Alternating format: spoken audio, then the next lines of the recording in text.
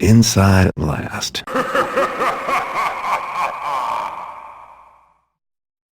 Welcome, fellow Taffers, to the one and only thief-dedicated podcast, Inside at Last.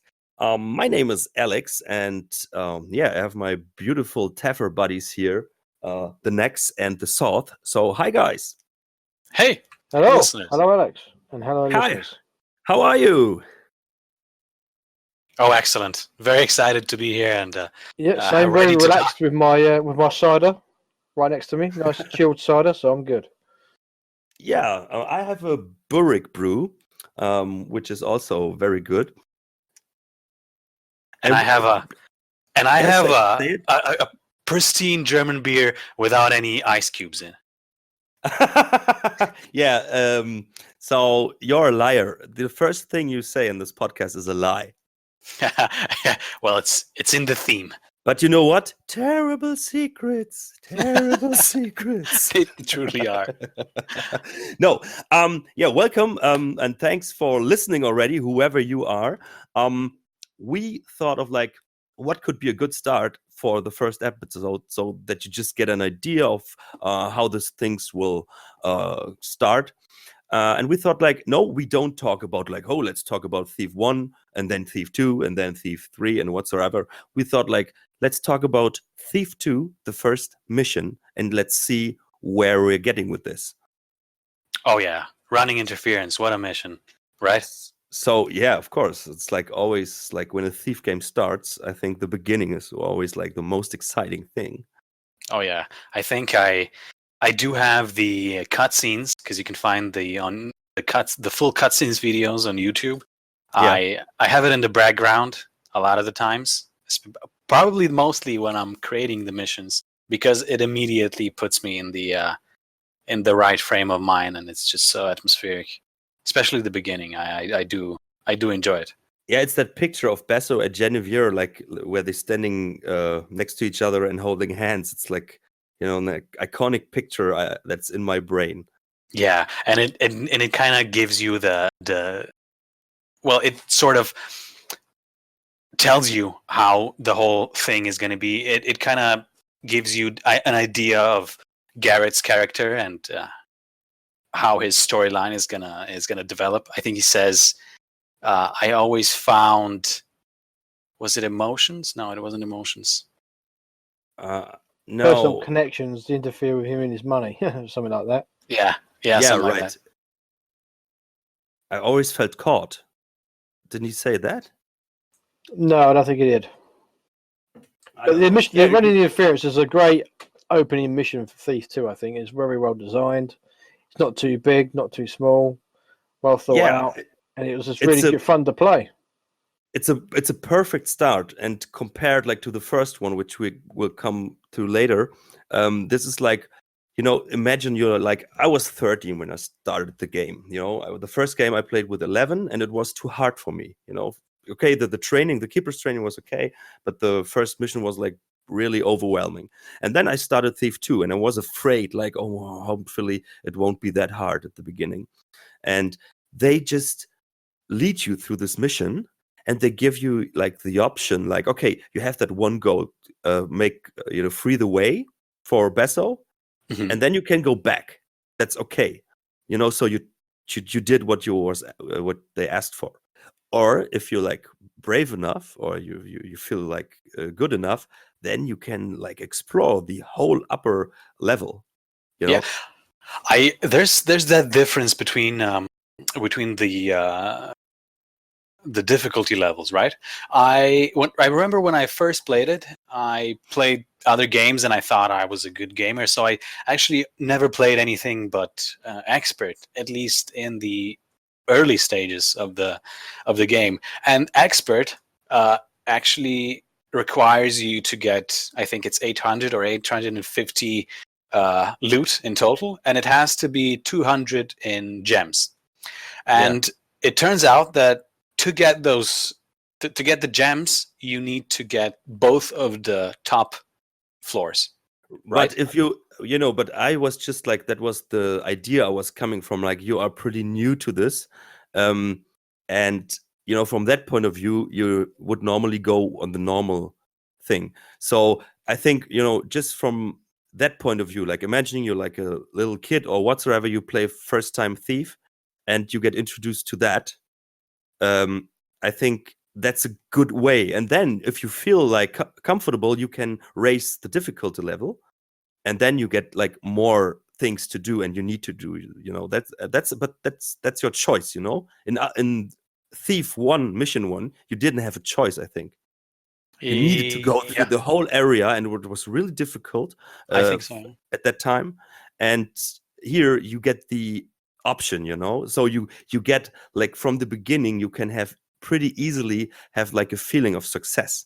Yeah, I was actually surprised that just because I was that you get more sound cues from Garrett and a lot more hints if you play on easy mode or normal. That would be normal, and it pretty much guides you. I think Garrett even says when you come to the edge where there's the light and the two guards looking through the window. Look at that right around the corner.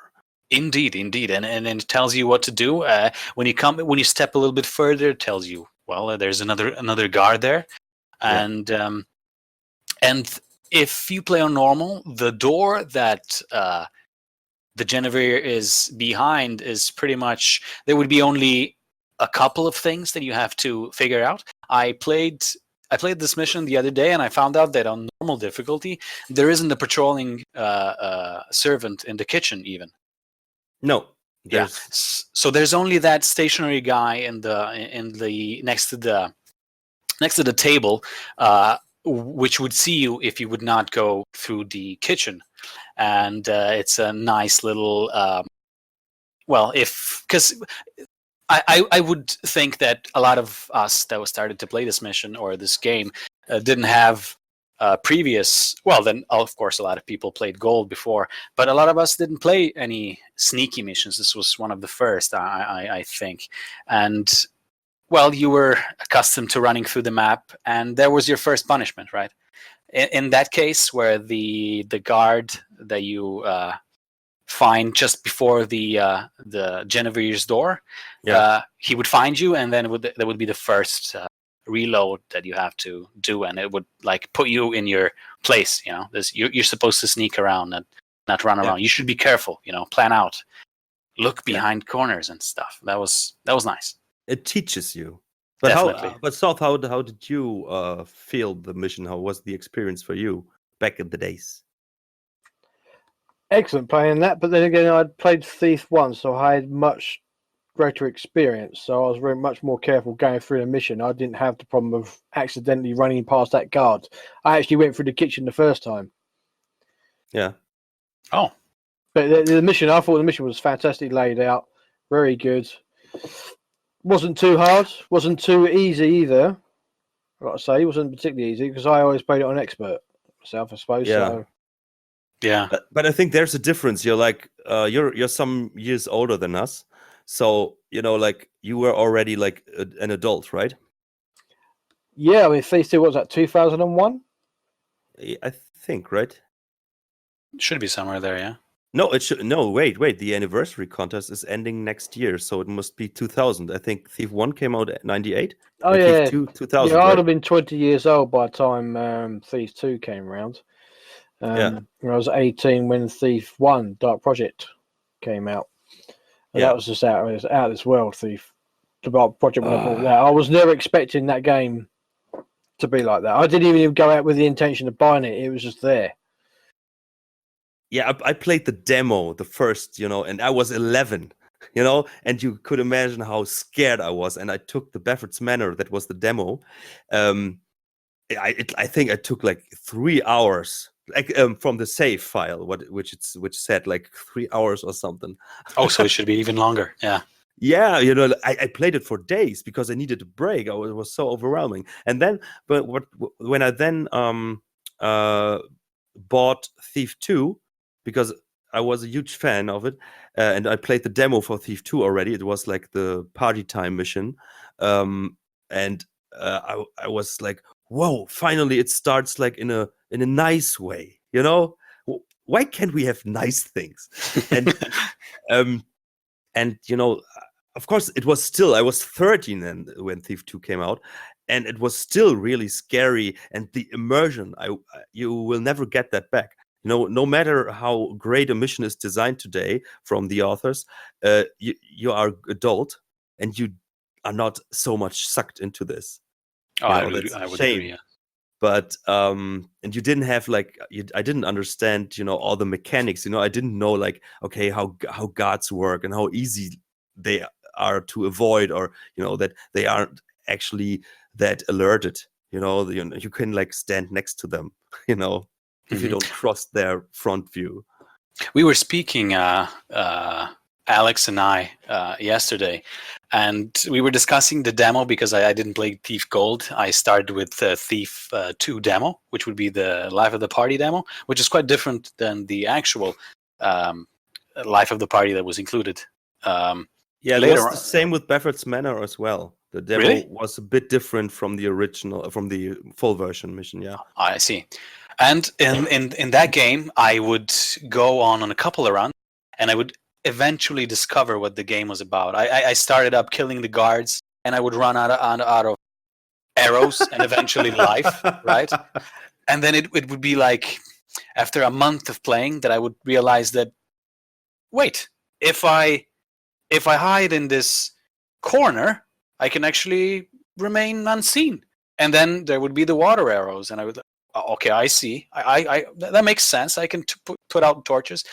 It does seem right now that I was a little bit dumb when I was playing this, but I was quite young at the time, and it was a new concept.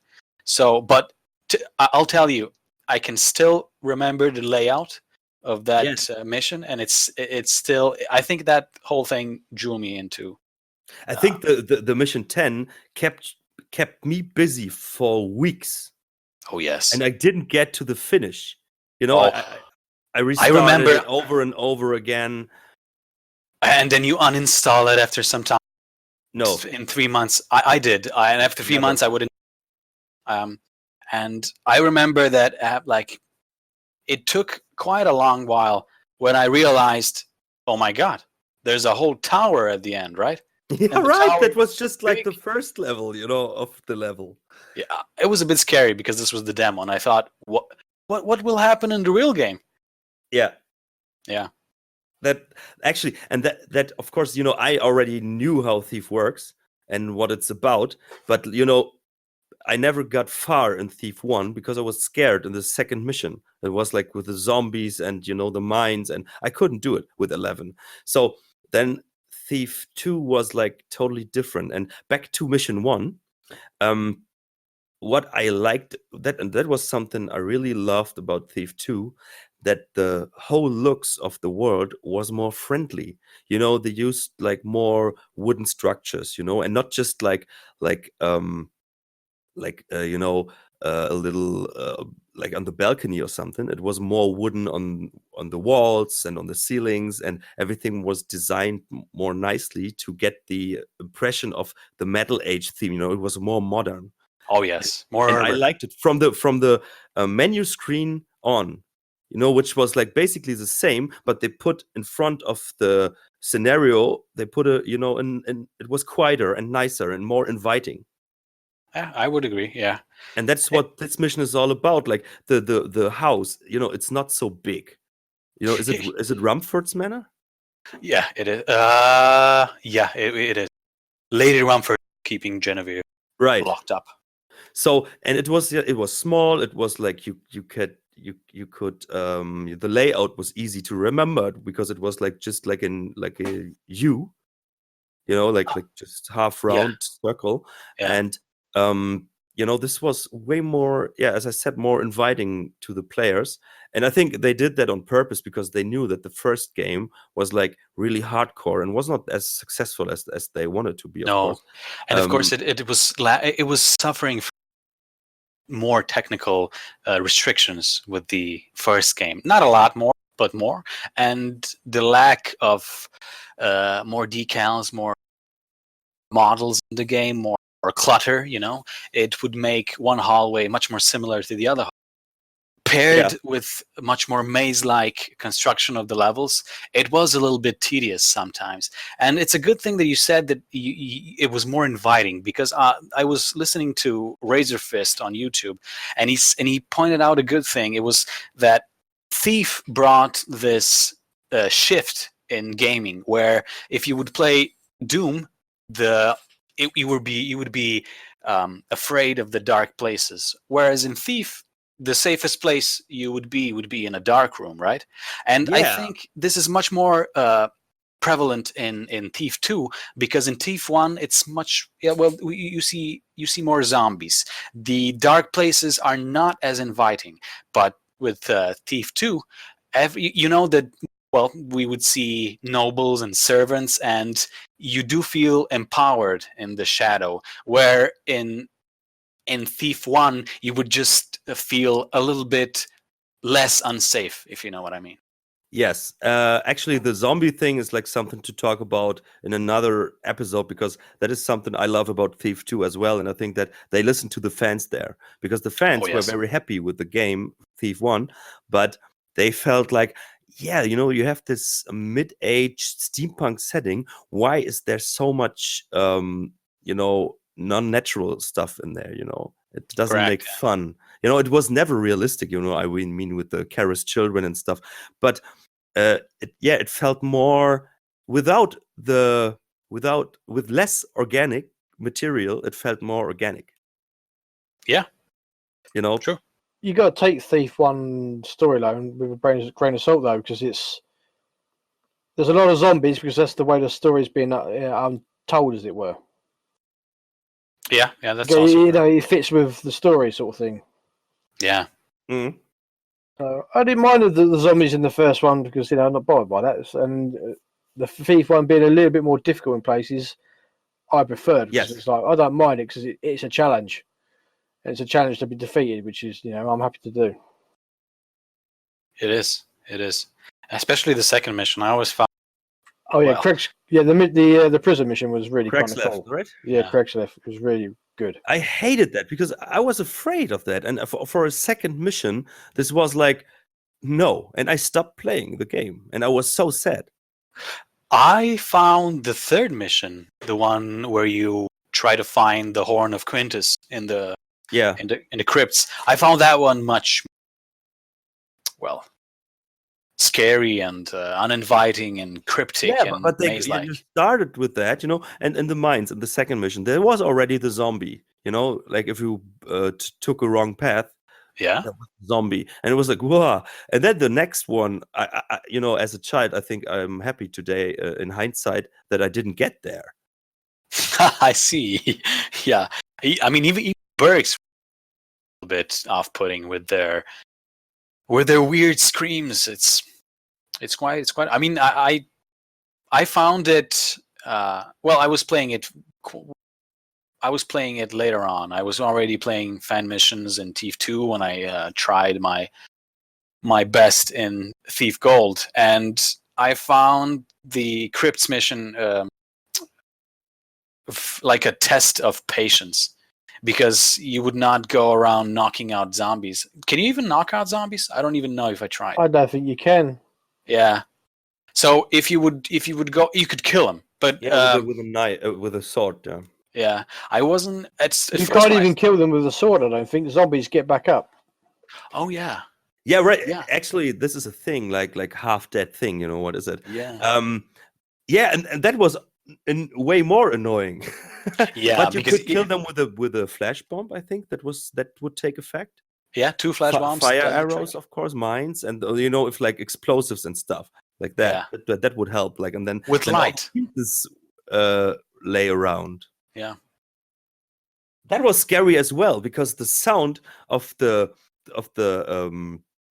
body parts when you drop them again, they make like the sound. Yes, splashing noise. Oh, so moist. Yeah, squishy noise, and that's what it's called. Yeah. And as a child, and then when you had like the zombie head, like and was turning around, you know, in the hut, it was like, whoa. But the second mission though, you got again the zombies there fits well with the story, with the mission, with the story sort of thing, because you're having to go in from the bottom, working your way up. But Oh yeah, abandoned mine and all. but what I think is like when you look at like Thief 1 and 2, Mission 1 and 2 compared to each other, it's like Thief has a way better learning curve because it gives you the first mission. It's like I said, like you don't have to do everything. You know, there's a lot more you can explore if you want to, if you put the right you mean difficulty Thief 2? level. Thief 2, yes, sorry.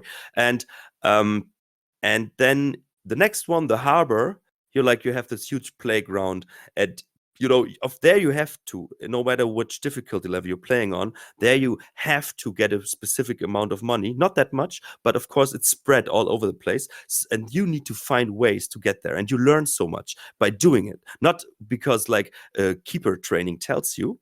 You learn that, like how to use things. Oh, there are so many stacked boxes, and if I climb up there, I find little secret stash behind that. And then there are doors that are not openable from the outside. But how do I get in there? And so on. And it took you by the hand, but still let you do things freely. Yeah. And you learned. And when you then got to mission 3, you already felt comfortable with your tools and the way the game plays. And then. Correct. Thief 1, of course, it had the keeper's training, but this was like, let's be honest, there was no pressure. So, everything you did, you just did it because it was asked of you.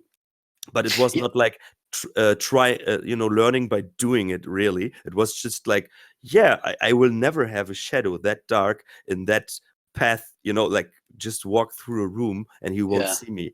And then you start like mission 1, the big building, like, and you have to get through the end. And it's the first time it introduces the large scale mission to you. And right. It's not under a lot of pressure of objectives, and it's pretty much but it's like overwhelming, And it is for the first time, yeah. And then the second, like, whoop, here's a nice Baffert building. Next mission, dark mines, maybe a zombie if you go to the wrong place, hammerites, loud machines, elevators, boom, boom, boom, boom, boom. It's and that's not a good thing. And I think that maybe many players were like were jumping off the train at that point, and they maybe never came back. That's true, because I would agree that in the first 2 missions in Thief 2. Do prepare you in such a way, because you can tell by the narrative that when you come to mission 3, it's like, now it's serious, right? Right. Now you're gonna infiltrate the police station and frame somebody who. Sorry, am I messing this up? Is the third one the city mission? I'll check it immediately. No, the third one is the police station. Yeah, framed. Yeah, it is, and. It's the first time, and also it did feel when I was first playing it. It did feel when I started mission 3, I felt like I was ready. Now I'm a thief. Now I know how the mechanics work, and I can do this, even if it's a police station. Because like in the first game, you got a little thing to do. The next mission, like, really give you everything, but to explore on your own. And then it was like, okay, now it's serious. Just knock out like 5 guards on normal difficulty, which I hated at that time, but it's okay. And then it's like, suddenly, the police station was like more, it was like felt smaller and tighter, Yeah, there was not so much room to hide, and there were so many great secrets, and there were mysteries to that. Especially like in the cellar where you come through. That's one thing we will spoil in this this podcast. Try to spoil too much. No, but but I think it's like if you want to talk about game missions in particular, then you have to say what's going on in there. So there you come through the secret passage after the sewers. Yeah. And then you put down the wall. If you go the right way, there was, of course, 2 ways, and I always went to the right way, where you came to the prison part. Yes. And then there was the torturing devices. Then there was the door you couldn't open at first, where you just heard the conversation, or someone, the Hammerites person, I think, killing someone, and it was so like, oh, what's going on here, But I'm a veteran. I think he said that. I think there's a more. Yeah, right. And there's a Mork also, where he says he won't be needing that anymore. Yeah, That's one of the famous quotes. yeah. You won't need that anymore. And tell me, there's a guy. If you go to the actual prison section, you pass through the place where they have the interrogation. There would be this guy that would be that's a maniac. He's talking nonsense, and Garrett says, "Huh, I know that guy." I know who this guy is, he says. Yeah, that's right. Hey, And wait, I never know- knew. yeah. Who is that guy? Also, the good thing about the third mission is you get the lady turning up, asking where her servants got to. Oh Right, yeah, that was amazing. And that's Lady Rumford. That is great because that's a great. How do I put that? Yeah. It's like the missions are connected. You know, you live yeah. in you're playing a real life story sort of thing.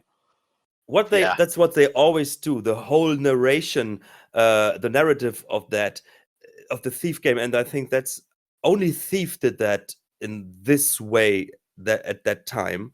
Like they did it within missions. Sometimes the missions refer each other. They do, yes. And that's so great in a way, like just by passing by, they don't put it in your face. Yeah. You have to find letters, you have to overhear this conversation. I like that it's not a cutscene. Of course not. That's so great. Thief had amazing cutscenes, but that's It did. Another topic. But that the narrative inside the missions, it's like, there are characters you don't connect to them normally, but Benny, is like someone you connect to. And there are so many funny things. The guards are actually clowns, Yes, their they are, conversations to overhear. And even if we played so many fan missions and we heard those conversations 1,000 times, but it's still not boring.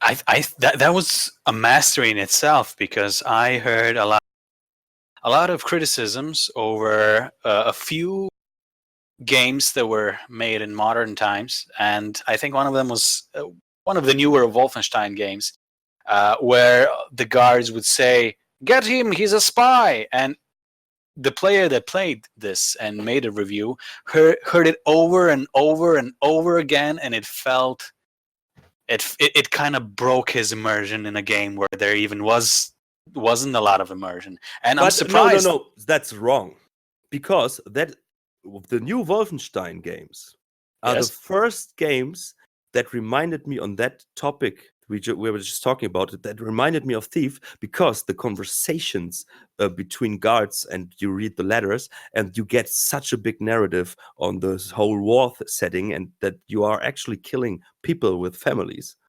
Yeah, And that's true. they totally did that right. Of course, I can understand if it's always that one sentence you hear over and over again, it can be annoying. I never felt annoyed in Thief. I heard it a lot, but it wasn't. It wasn't. It wasn't. It didn't feel like. Repetitive. That's No. right. It's like coming home and like hearing like familiar voices. No one pushes Benny around. And, it's Yeah, never going back to the Thief 1 and Thief 2, I think by Thief 2, though, you've got to think the company and the designers have matured and obviously learned a Yeah. lot more about, designing the game, designing the missions, and can work better with the tools. So Thief 2, in a lot of ways, was going to be perhaps easier for newcomers. Yeah. Oh yes, yes. But I think that's normal if they use the same engine. Like for the second game, they always are more confident with creating and working with the engine and stuff.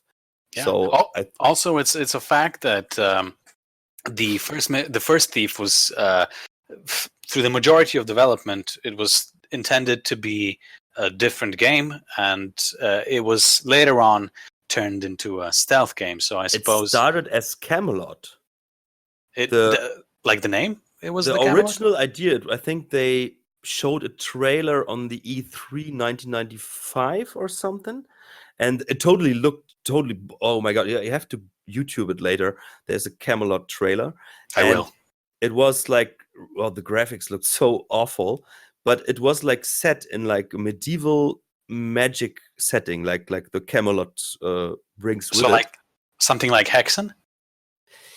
Yeah, but it was supposed to be like a 3D sword fighting game. Oh, I see. Like in the keeper training in the first game, the fighting element with the guard at the that they do there after the dummy, Mhm. where the real guard comes out, that is like I think some leftover from the original intention of the game. As far as I know, maybe I'm totally it's totally bullshit what I'm saying, but that's like the information I read about years ago.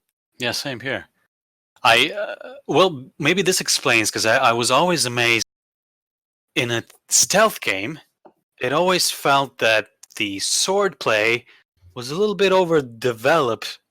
Even, I mean, in the light that it was pretty much useless. I know there's a few people that play the levels by killing everything and they enjoy it, but Like you. no, I in the folly of youth, yeah, that's what I did. But I think there was the second mission in Calandra's Legacy. There was a guy that I think successfully killed everything in the mission, and I think there was a monster that was. Correct me if I'm wrong, but it was designed to be undefeatable or very strong, but he somehow managed to kill it. I read a post long about it, so that's what I'm saying. There's a few people that play it that way, but you know, in what other stealth Sounds game? like fun, haha. Yeah, that's all well and fun and good, but that's not really what Thief is about, or how it's meant to be played Correct. in my eyes. But that's not the challenge, I mean, is it? Yeah, but you That have was a lot of ironic, by to the me way. is That was not Dooming true, right? Thief, and it's like, well, it's not Doom. That's why I play Thief. correct. Yes, Yeah. but I think you can sometimes it's like the same like the Supreme Ghost is too, like what you told yesterday with like carrying boxes through the level to get up on surfaces you're not supposed to. So you can mess around with the game. I think that's okay. You like in the other way, like saying, okay, now I want to play it like let's break the rules and do it differently. Like just for fun. I think I that's would say okay. I would even say it's more than okay. I think it's perfect, and it kind of makes the world even bigger, because there's, I mean, Yeah. yeah, it creates like different styles of play, and that's why we can talk about this, and somebody enjoys that mission but I don't, and then somebody hates the mission that I love because he plays a little bit differently, and it feels like the modern games where you can pick a class and you can be a warrior or a priest or anything you can pick.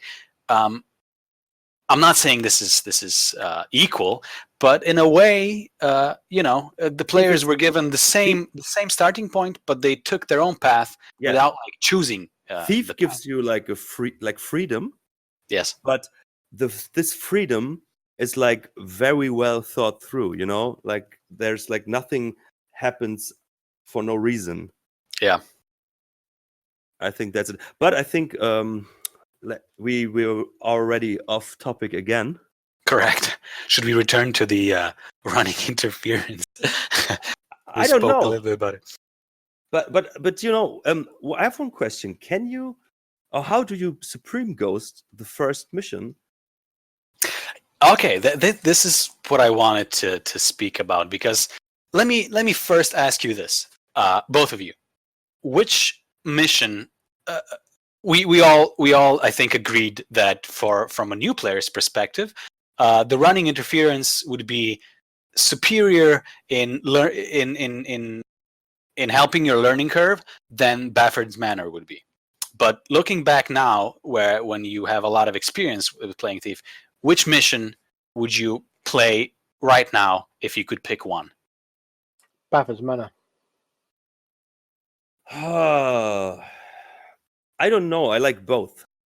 I do like both. Actually, no, I don't like the running interference because of my rules, and the Bafford's Manor has a few problems of its own. I always hated that you don't have the rope arrow in Bafford's Manor.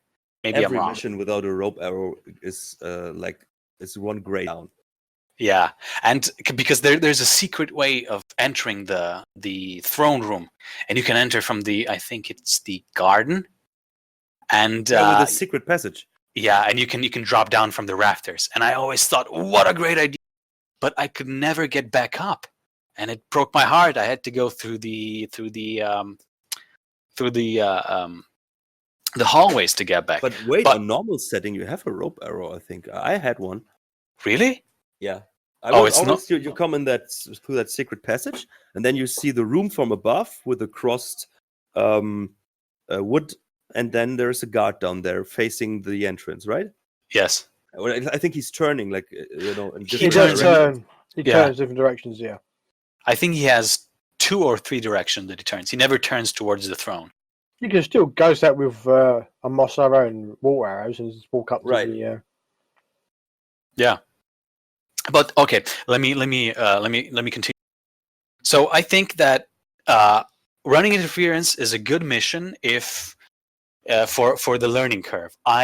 Looking back on it, because always when I think, okay, I have a new strategy, I'm gonna try to do the original series as best as I can, the my thief style. And I always had a problem with running interference because on expert difficulty, it gives you have to knock out 8 guards, which does not happen on normal difficulty. And here's the thing: the supreme rules state that if something is an objective, even if it would otherwise break the rules, it doesn't. So the 8 knockouts do not break the rules. I'm not sure. I'll check, but I think the first mission is supreme ghostable. I'm not sure, but I think you can do it. It's not perfect supreme ghostable because there's a piece of loot in the courtyard area, which maybe I'm wrong actually now. Maybe you can get it, but I think You can get it without alerting the guards. I do think. Okay, yeah. Or So fully alert. I think he sort of senses that you're there, but he doesn't come chasing after you to hack you to bits. So in that case, it would be perfect ghostable, but it would not be perfect supreme ghostable because supreme ghosting does not allow you to take any alerts. So how that works. And I never liked the 8 knockouts for that matter. But there are no good paths without knocking anybody through the mission. But then again, if you want to let Basso take his damsel in distress, you will have to knock out just to make it safe. That was my question. Yeah. That's why I was asking. Yeah. So it is supreme ghostable on the. Actually, I'll just go to shout out to Clatremus, the supremest of supreme ghosters, at least in today's. He makes let's plays or stream. Yes, he makes let's plays, and he details his. It's clatremus.org if anybody wants to go there, and we can see that actually I was wrong. The running interference is perfectly supreme ghostable. So Clatremus you were wasting minutes of our life to tell us correct. It's not. Terribly sorry. I knew that this is a bad idea. Thank God Alex does not have a blackjack in his hand right now. Who knows? Who knows? Thank God we are hundreds of kilometers away. But yeah, there was another issue that I had with this mission because let's say you play on expert difficulty, which I think I would say this would be a good statistic to run. How many players play on expert and how many players play on lesser difficulties? Because I think more players play on expert. And these days, yes. Yeah, and if you consider yourself to be a good thief, right? You would sort of fan missions a lot of times rename, and they rename expert to Garrett, right? So that would be the most Garrett way of playing it. And I always found, well, That's wrong. That's so wrong. Yeah, I would agree with that. Yes, that is. But then again, I do role play more than the regular ghoster. I don't mind the renamed ones where you would not have normal, hard, or expert, but you would have 3 different styles. I'm not sure how the Supreme Ghosters work with that one. I still think they would pick the third one, which would be the expert. But think about this. Even though the Garrett says that if Basso messes this up, he's gonna make sure that he's gonna rot in Craig's Cleft again, because in Thief 1 we saved him, Craig's Cleft, Right. which is a prison. If somebody doesn't know, but here's the thing. I think everyone who knows it because it's mentioned so often and all over the fan missions. Like, it's like the Arkham Asylum of the Thief universe. Yeah, indeed. But here's the thing. I always felt that there was a connection, like a relationship between Garrett and Basso that did kind of cross the friendship bounds. Would you guys agree? Yeah, you mean like a brother? I wouldn't say brother, but if Garrett would have a friend, I feel like this could be Basso. I think that's one of the few things the newest Thief game did really great, I think, because they showed you the connection between Basso and Garrett. The fourth. Yeah, the Thief from 2016, I think. Okay. 2014, I think it was. Was it 14 or? Yeah, right. It was 10 years after Thief Deadly Shoot. Right. Yeah, I can't even remember much from Thief, the latest Thief, which I'm not upset about, to be honest. Yeah, but they did that. So let's just say that. Garrett, he comes home after that 1 year. He's not in the city. He was knocked out. He doesn't know his past whatsoever. Great story, blah, blah. And then there comes that little raven. And the raven is named Genevieve. Really? Oh, yeah. Good. And good. then so because the raven always brings like little match boxes, not the cars, real match boxes, to the window with little messages on it, and it's like over a year, like, Garrett, where are you? What is going on? And then Garrett visits Basso in the crippled Burrick. It's still the same, and Basso looks totally different. But oh yes, I didn't like that. But you find out that he's divorced from Genevieve, or they're not together anymore whatsoever. But he named the raven after her. I see. So and you see that's the only good connection in the game, that they have a relationship that is way in the past. I see. Maybe. But I totally agree with your question you had. Like, yes, I always thought that as well, and it was through the fan missions, and that's something I sometimes have to separate, because through the fan missions, of course, the lore of Thief was even it even evolved, expanded, and Basso's about the only person in the Thief universe that you really called a friend, apart from maybe a few select keepers. Cutty, wasn't that Cutty? Oh yeah. I don't know if he was a friend, but was he really Cutty not like Basso? Yeah, Cutty died in the second mission of the first game, so he was just like a colleague, right? He has to work with him sometimes. Business. Yeah, he wasn't someone you'd call someone you'd call a true friend, like Basso is probably what Garrett would call. Yeah, that's true. And I think it's a good thing. That's maybe more inviting to the first Thief game, because like you don't start as that loner, because you as the player get the feeling like, okay, this guy has some roots, he has some people he can relate to. Yeah. And I think that's a clever way. I never thought of that, but now that we're talking about it, I just realized this. This is amazing. It is. So well thought through. So, if Basso is really somehow connected, friendly way to Garrett, and of course, just by helping them, I think this indicates something. Helping him to rescue his damsel in distress, and it's not very lucrative, I suppose, Job. heist, right? Yeah.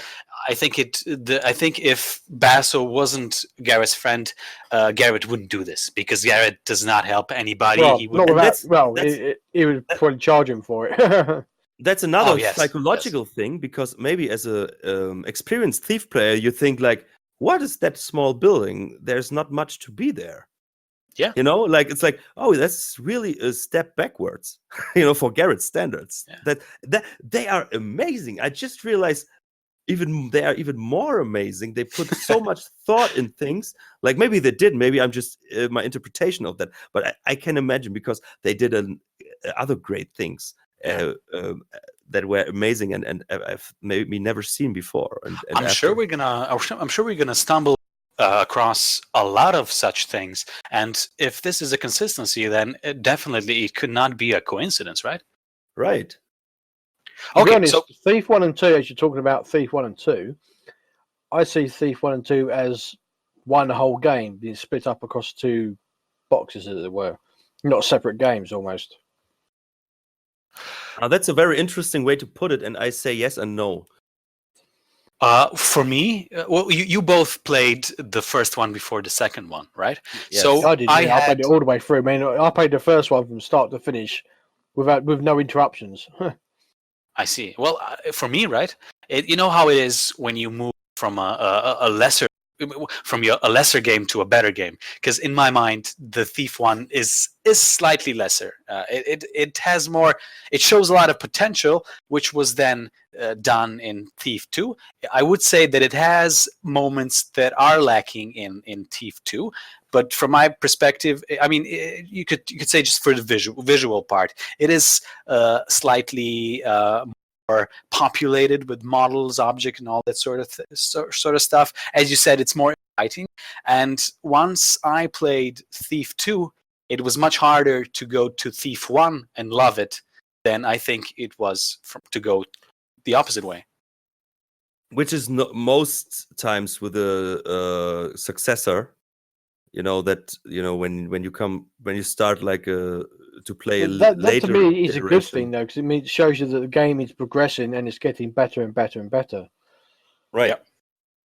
But going from like say what's a good mission, like Life of the Party or let's say Blackout, and you go from that and you go into what's that one called where you go into Thief's Den, you go through the casino and then into to rob the Thieves Guild. I think it's the Thieves Guild. Yeah, it's the Thieves Guild. Yeah. Yeah. The Thieves Guild. Yeah, that mission for me, I did like it. Right, I like the music. I liked it. I like a lot of the music. It was annoying because you couldn't hear the important sounds. That's true, but in that the most loud it was in the casino itself, and I felt like maybe they have a speaker, right? Maybe this is not just atmospheric. Maybe this is a speaker, even though it was more action packed, so it couldn't be really a casino music. I imagine casino music be more like loungy. Yeah. Either way, I found the mission extremely maze-like. Every corridor looked the same to me, and I was already, let's say, a semi-advanced ghoster, and I didn't want to knock out people. So when I played through that mission, it consisted of a lot of standing in the corner with just one texture, waiting for the guard to pass by, and it took like 3 minutes, and then I would go through the next hallway and then wait again for the next guard. Yeah, and that's that hallway the thing, looked the same. Thief is all about orientation. Oh, because yes. it's not. That's another thing. Thief Gold, I mean, I played Thief Dark Project, which didn't have that mission in there, and a couple of the others were missing. Which, personally, I think that made a better flowing game than Thief Gold. Oh, I would agree. Though I think the no. What I wanted to say is like those missions like that, and especially like with the poor textures from Thief 1 and the lower object count and so ever. So there's not so much exciting stuff to see, and the whole geometry of the levels was more like Minecraft, like. Yeah, the look of it doesn't really matter. It's all about atmosphere. Where I want to finish. Thief had great sound. And great sound and great music, and that made up for the thought. Please stop, because You know, like You've been that's the carrying the thing. conversation. It's my turn now. You know, like that's what I wanted to say. Like it's orientation, but it's not just orientation through your eyes, it's orientation through your ears in Thief, because of the sound. So if you don't like feel the geometry of the level, then it's hard to tell the sounds. Like, where does it come from? Where is the guard? Ah, he might be there, you know. And that's, I think, the problem with the Thief's Den. Good point. So, and now you can, sorry for, but I started 3 times to start my thought, you know. So that's why I was just interrupting so much. We had a pretty good system back in the day, so I had the EAX good headset, and the sounds were fantastic, along with the music as well. Compared to other games of that age, my brother was on a college program where he went into Netherlands to study at that school for half a year, and I'm very jealous that I didn't do that, because the teacher that taught him programming there, because he's a programmer, was a Thief fan, and he knew a lot. They actually he taught people by Thief examples, and then my brother spoke to me about them, and he explained me how they solved the audio issues, because you can do realistic calculations regarding sound, because there would be the reflections of sound. I'm not sure how you would say that correctly, The echo. but the echoes, and how it bounces off the walls, and that was a problem, and that was a very important part of the game. And if you ever were developing a mission, you would see that for you make a geometry, which is the visible geometry, and then you would have to make another geometry above that, which would sort of make rooms, and those rooms would be there to make the calculations for the sound easier. So they developed an additional system to optimize it within the hardware restrictions, so that the sound in Thief was as it is. So there's a lot of background there, and there's they a nice put a lot interview on YouTube, pretty new actually, about that, where they interview, I think, the game director of the first game. Oh yeah, I think I watched it. Yeah, it was very interesting, and they were like almost done. They were like, oh, we can't do it, and then he came with the idea, I think, and which solved everything. Yeah. That's the sound of the game is always like a thing, but going back to like we're sticking with the sound thing, because I play some modern games, and I find the sound is seriously lacking. Oh yes. And it's like, not like even a part. The graphics may have got better, but your sound is awful, sort of thing. They seem to have forgotten the importance of sound. And imagine what they could do with modern technology, you know? Oh yeah. And yet they seem incapable of creating good sound, even with modern technology. So it's like, well, you seem to be getting worse at making actual games and understanding atmosphere and all this kind of thing. It's all about loot boxes and stuff like that, and they seem to forget about everything else. Do you guys know Dishonored? Yes, of course. Well, obviously, yeah, I've got 1 and 2 and all the add-ons and everything else.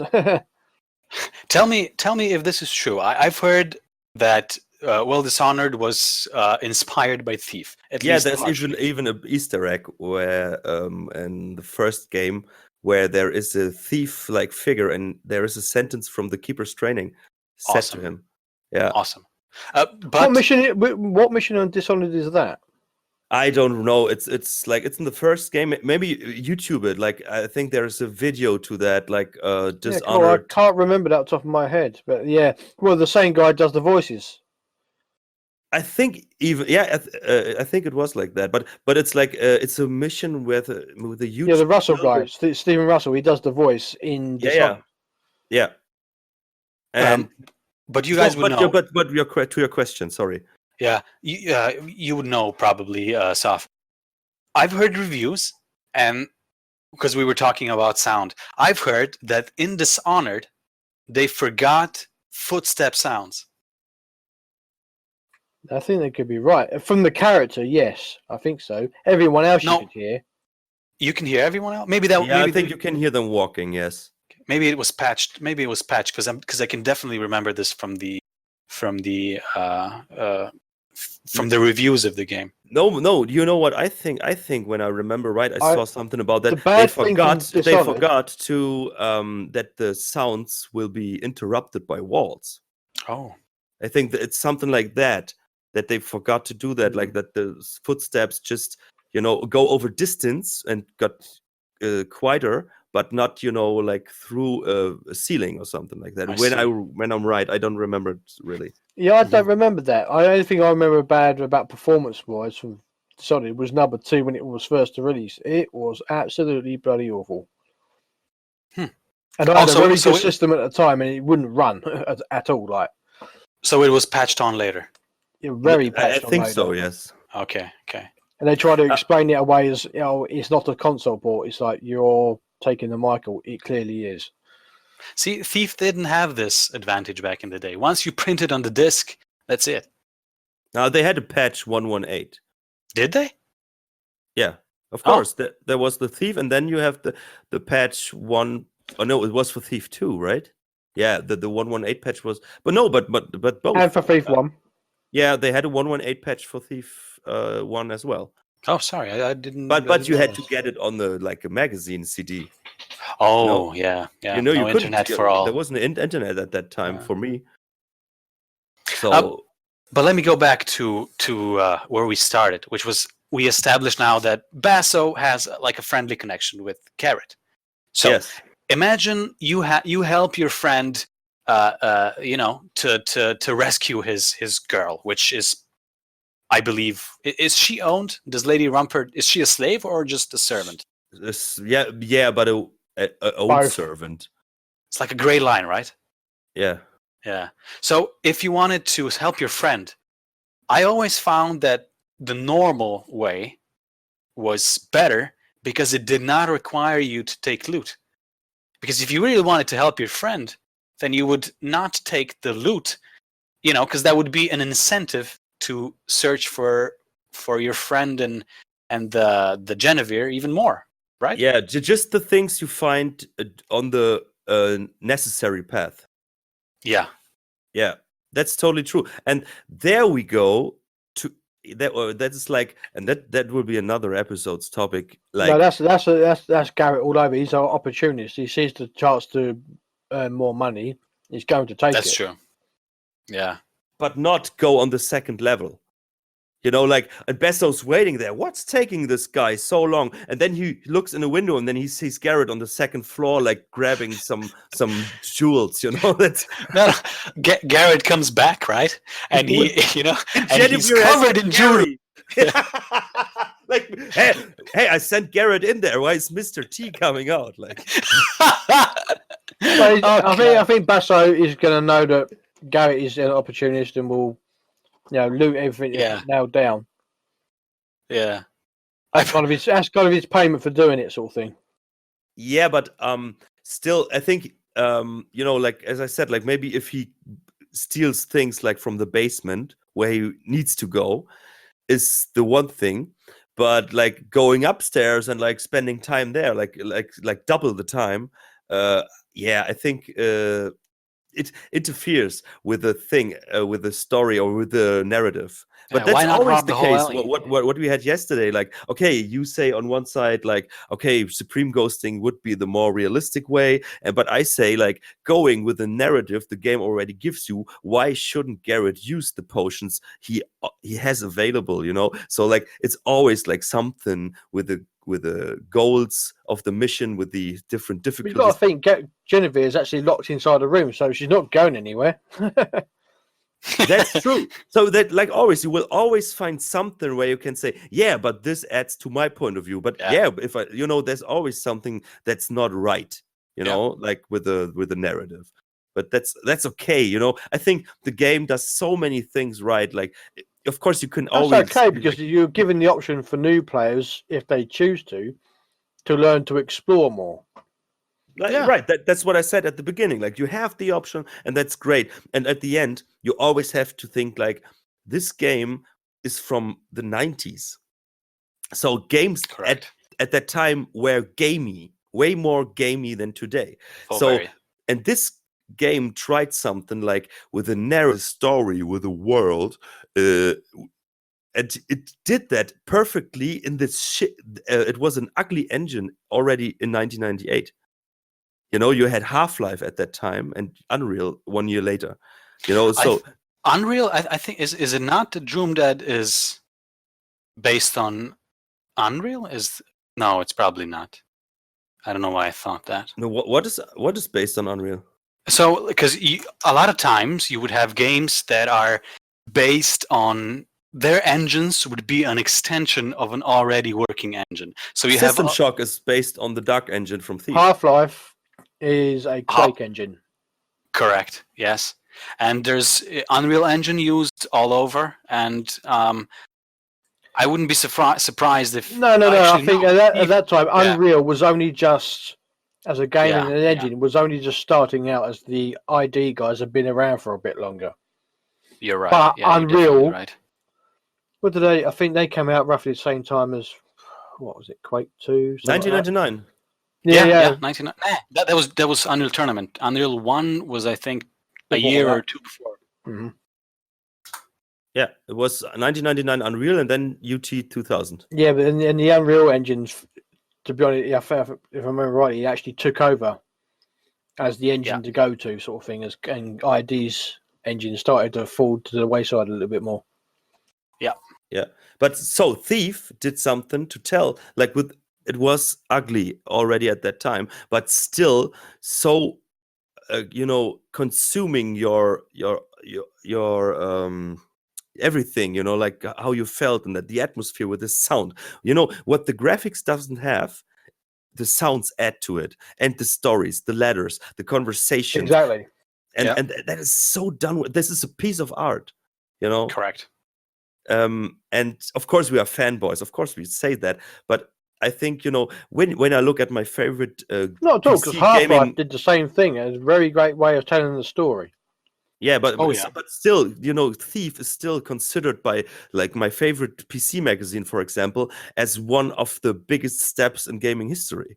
It did something that has never been done before on so many levels. The sound, the first-person stealth gaming. Yeah, definitely, because everything before then was really just a Doom or / Quake clone. There Right. was really nothing else. It was, you're playing Quake or you're playing Quake. And you're always killing someone, Yeah. And here it's like the opposite. Like, the game totally turned things around. And after that, it made things like Splinter Cell, Dishonored just possible. Yeah. Well, yeah, 'cause And it like, demonstrated to everybody that we have great engines and there's more ways of using it than just Doom and Quake. More right. possibilities, and it really, it was a dark side of the moon of the gaming world, as far as I'm concerned. Right, that's perfectly. Because it showed, the amount of sounds and what was possible with the equipment in front of you.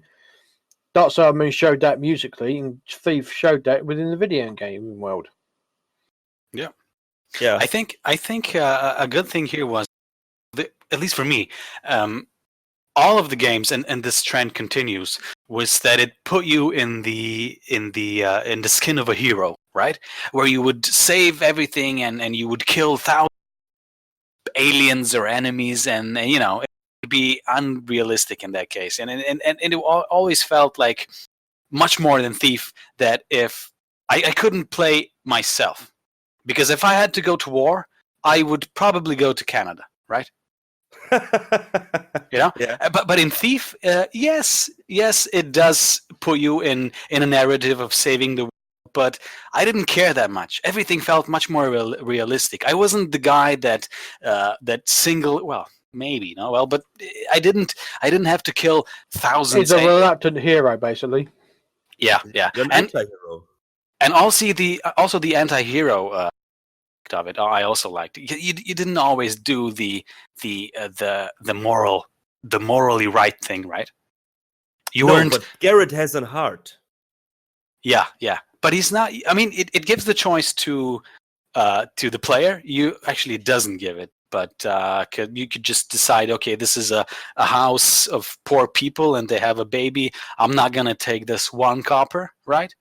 But I always feel bad taking the dewdrop.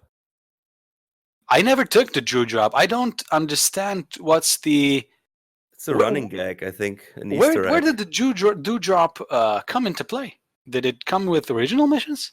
I don't think was so. there. Was it? I remember it from Thief 2 when you had the pagan mission. Oh yes, yeah. I think I saw that there first, but I mean, it just. I think. Well, listeners, correct us if we're wrong, but I think that it was just an item that appeared a lot in the fan missions, and it kind of grew from there. I suppose. Right, that's right. But just saying, like when we're talking about that, how great they did, they back in the days where like object count and stuff, creating them, it was way more challenging. They just created like for the original game, and I think you're true, Soth, that it was in that mission you said. There's just that little puppy. No, what is a doll? Puppy is like that little doll, and it's just there for that mission. Just to tell you a narrative. There's a little girl living there. Yeah, that's amazing. Or rather was. Yeah, right. It's like she's the dead. same. It's like, have you seen the Disney movie Mulan? Yes. And you remember the scene where they go to the destroyed village? Remind me. And she finds that little doll. So everyone knows, like, children see just the doll, but every adult knows, like, oh, there were children killed. And this came around about the same time, actually, because I think Mulan is from 1999. So maybe Thief got inspired by that scene. I could imagine, maybe. Yeah. Yeah, maybe. It's a good storytelling little detail. Either way, without being brutal, but it's like good horror. Good horror works in your head, not what you see. Yes. And that's it. And it also tells I do you like that, my horror, so it's probably why I like Thief 1 so much. but it also tells you, like, okay, the pagans that are considered like primitives, by the social standards from the city, that they take care for their children. They make them little dolls and stuff. This is also something it tells you. It's those little things that's so amazing.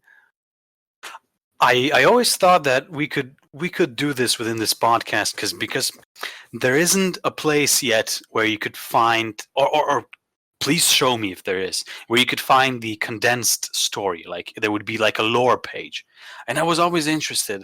Just like I asked before, who is that raving guy in the prison? Where do I know him from? And all these little points that I've missed and how it connects, because I still don't understand like the political structure. Like who is above Truard? Is there a king? Or and I have so many questions about that. And to be I quite don't want to know, actually. Oh, that's actually I want to know what the game gives. I don't necessarily want to know what they thought of, right? But everything that can be deductible from readables or story points, I would like to know. Though there's always that part where you want to kind of find them yourself, right? Yes. You're probably better off not knowing, because as soon as you find out who's in charge, you're going to go rob him. So I think that's another thing. Like what they do, they put so much narrative in it, and then they call this the place where it takes place just the city. Oh yes. Yeah. And it's okay. It's the city, right? But which city? It doesn't matter, and I think that it doesn't have a name is even better, because that's true. Then it would tell you maybe in what area of the world it would take place. Yeah, fill it out yourself. You think about the narrative. This Thief 3 carries on with the same characters from Thief 2, if I remember rightly, as well. Some of the pagans again pop up with the same characters. Yes, that's true. Yeah. The Thistleids from Thief 2, Victorias.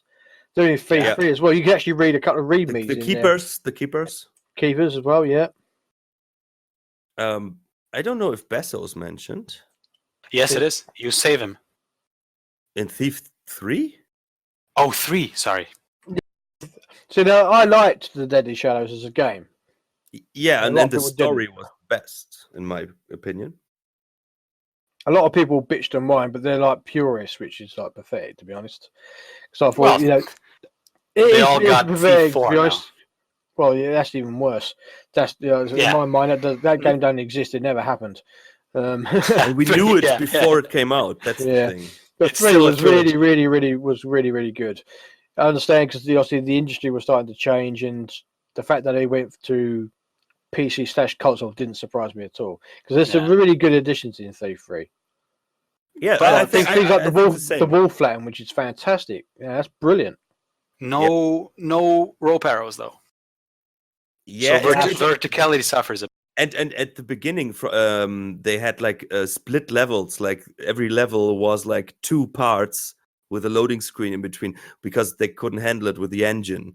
Okay, it had all its flaws, but it was still a Thief game that I would consider for the main. It's like a trilogy for me. Yeah. And then yeah, there's like Thief the reboot, yeah. which wasn't very good. Especially they didn't. I don't want to go longer on this, but they didn't get the Thief formula. They didn't get what's good and what's not good. Hey, Yeah. for all totally the Thief 3 dismissed didn't have rope arrows, you could even jump up and down in Thief 4. Really? You can't just stand in the middle of the street and just start jumping up and down in a spot. You can't do that. But you had this little like hush, like this float. That's like I like this floating around thing. That was really cool from a Swoop. gameplay perspective. Swoop, you mean? Yeah, right. That But, was I've heard a lot of things. Razor Fist mentioned this. He says that pretty much the swoop is broken because it kind of. Well, let's not go into AI because the AI of not really where I would like it to be. Some people don't mind, but I don't find it fun. The swoop apparently broke everything. You just had to swoop everywhere and you'd be fine. But actually, I think it makes it's. Of course, it was like overdoing it, but it made sense that someone Yeah. like would hush around the corners, and of course what they did was like really like a superhero.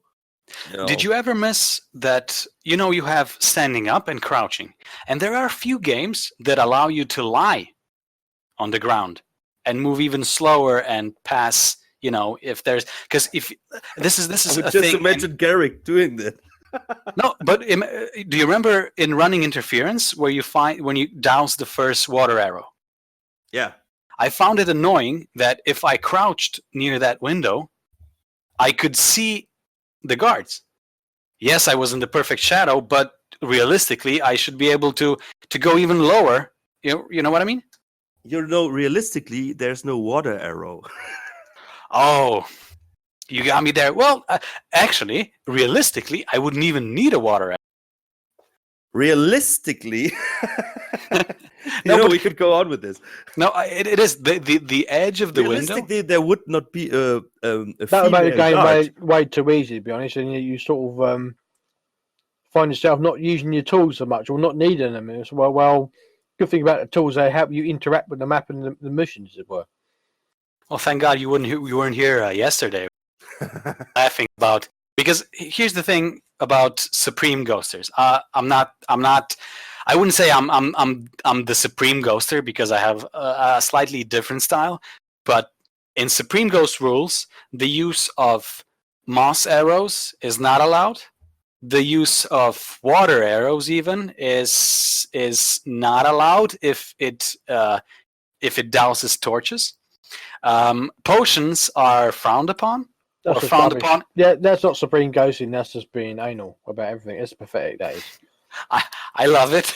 I love it. We're gonna talk about this perhaps in some other episode in greater detail, just because we talked. Because you're about it taking yesterday. away the interaction with the map. Well, I think a lot of people the will entire disagree. game, really, because it's like, well, these tools are designed, are used there for Garrett to help him get in and out unseen and unheard. That's what they're there for. Well, but Right. but perhaps not unnoticed, because you have to realize this game is about immersion. Do you use moss arrows as supreme? No, No, because they leave traces. Okay, that's why that was my question. That's why. Okay. Because Can't you get rid of them with water arrows? But then they would yeah, be a maybe puddle. maybe you can use them. Yeah. If water arrows gets rid of blood, I know that much. I think they may even get rid of moss arrows. I've not. No, It's been a long time since I tried that. Yeah, I think it doesn't. Yeah. Doesn't it grow when you put a water arrow on moss arrow? Because the Really? moss is like growing with the water. I think there was some mission where it was. I think it was a fan mission. No? Yeah, where this probably. was possible. I don't know. I think it was explained maybe in a letter or something like, "Hey, I found out that blah blah blah," and then you try this and then it worked. I think. But either way, I suggest that we talk about this Supreme Ghost because this is like an episode on itself, because there's a big divide between you and I or Alex and I, because we have different styles. So we can go back to topic because we were now talking about Thief 3 and 4, like the first missions from those games, if you remember them. I think I remember the mission from the third one. Yeah, that was the inn. Yeah, I remember that. That's quite a good mission. Easy to do. Yeah, it was basic, and it did almost. It was like, I think it was like a compromise between like a keeper training from the first game and the first mission running interference from the second. It was. I didn't like that.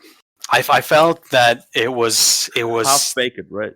Yeah, I would prefer both of those previous options over this one, because this one was a forced training, and I was playing the game for, let's say, the third time, and I'd still have to go through that little thing, and the narrative wasn't given, and the mission was totally streamlined. It was just like a tunnel.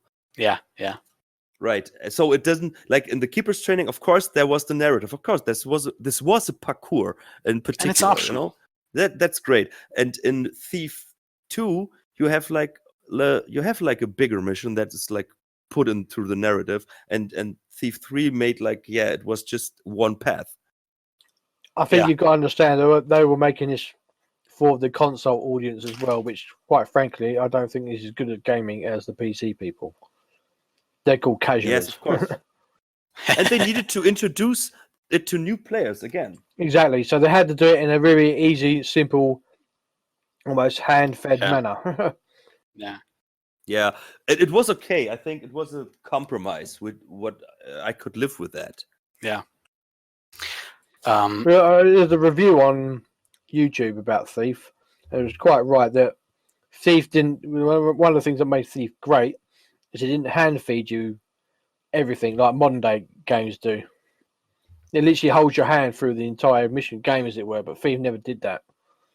Yeah, I totally agree. Yeah, you kind of use your brain and you use a bit of patience as well to complete it, especially on things like Expert. Yeah, that's right.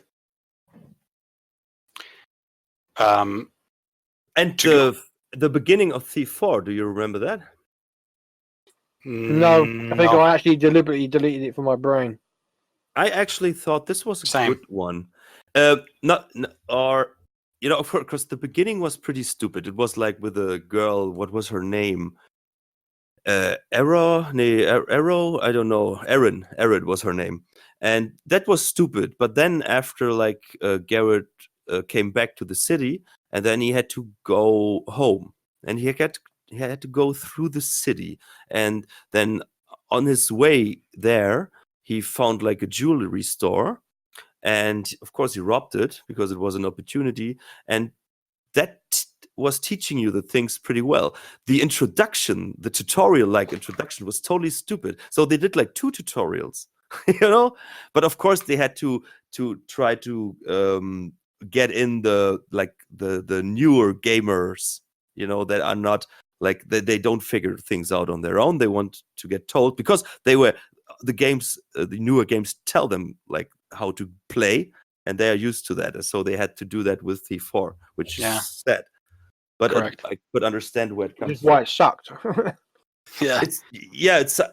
I think it was okay, but what they totally killed Garrett was not Garrett, because like there is that one guy, and he, Garrett is like suspicious, but just for a minute. And then he's like, yeah, okay, let's go with it, And this guy frames him later, So it's not, they didn't get it. There was no hemorrhoids mentioned. There were no, nothing of the past seemed to be happen.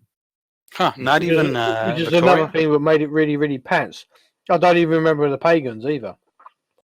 Yeah, No, nothing of what made the original games great. The Exactly. lore. You know, I said there's been I said three Victoria. previous games, and you didn't get anything from either of those 3 games, which is sorry, but that's that. Not To even me, Thistledown? that to me is lazy and can't be bothered. Right. But that's the thing they did amazing in Thief 2. Like, they didn't change so much from the setting, but they were like, okay, hemorrhoids were like except for the like the monsters, hemorrhoids were like the strongest enemies, like from human perspective. So and then they must have thought, okay, how could we evolve this in a natural way? And of course, it's like a split group of this religion, like the mechanists, and they are more advanced, and they looked with their golden colors and stuff, they looked more like impressive, and that was totally genius way. The guards were basically the same from what they could do, but they had this technical advantages and stuff, and that was a really clever made way to mix, to advance the gameplay and put it in a logical story, that made sense in the universe. Well, with Thief 3, obviously connected the previous 2 games with Hamrites and Pagans. Mm-hmm. Right. With a also, bit, the missions actually in the city as well was good. Yeah. It was still working great. I think the engine was not the right choice. I didn't mind that because it felt more like a true continuation, as it were. Yeah, but I think the Unreal Engine it was. Yeah. Unreal 2 engine. I think that, it didn't have, of course, it was cheaper like to license an engine than to rebuild like Dark Engine 2. But I don't know, that's why there were some flaws that killed it a bit, because like things you were used to, you couldn't do. I think they would have done rope arrows, but I can imagine that it was maybe not possible. Oh no, I'm a programmer. I wouldn't say that I'm well versed in developing games, but I'll tell you this: that a lot of engine extensions that we've seen. But think of, they have time pressure, they have money pressure. The game wasn't successful, so it's not a big series where the publisher says like, yeah, we give you half a year more. I think, True, but I mean, I would say that the Looking Glass worked on a smaller budget than the new one worked on, but it's just that you have to make priorities and you have to make decisions, right? Priorities would do a lot here. If you would not work on some aspect as much, I mean, they said that they took the new voice actor just because they could record his 3D movements and implant those in cinematics, I believe, or I mean, did you have to have this guy do all this crazy things for a game that's not even successful? I think their priorities were mixed up. I think if they focused on things that were more important and maybe made the graphics I felt were good, even though you had that cloud of fog around you, would pissed me off to no end. I felt like they could too. I mean, in the what past, Thief are you talking about? Deadly Shadows or the latest one? I'm talking about the one that we do not talk about, right? Yeah, but we were talking about Thief 3.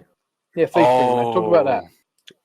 Yeah, we were talking about that. That was the Unreal Engine and so far. But if we want to connect, rope arrows have actually been created by the community, I believe, for Thief 3 to demonstrate that it could actually be done. Yeah, that's right. When I said that, I was like, wait a minute. Wait a minute. I know who that guy is. No, but what I think is funny, because like Iron Storm, they both worked on Deus Ex 2, which sucked, and Thief 3 was a good game. And then there was Thief 4, let's call it that, and Deus Ex Human Revolution, and they were both made by the same team. And this time it was the other way around, because Deus Ex Human Revolution was an amazing new game compared to Deus Ex 2. And I thought like, oh man, if this team nailed Deus Ex, they will nail Thief. And they totally didn't. You know, it totally sucked. It was the other way around this time. They had some of the original people working on Thief 3, which is why that was better.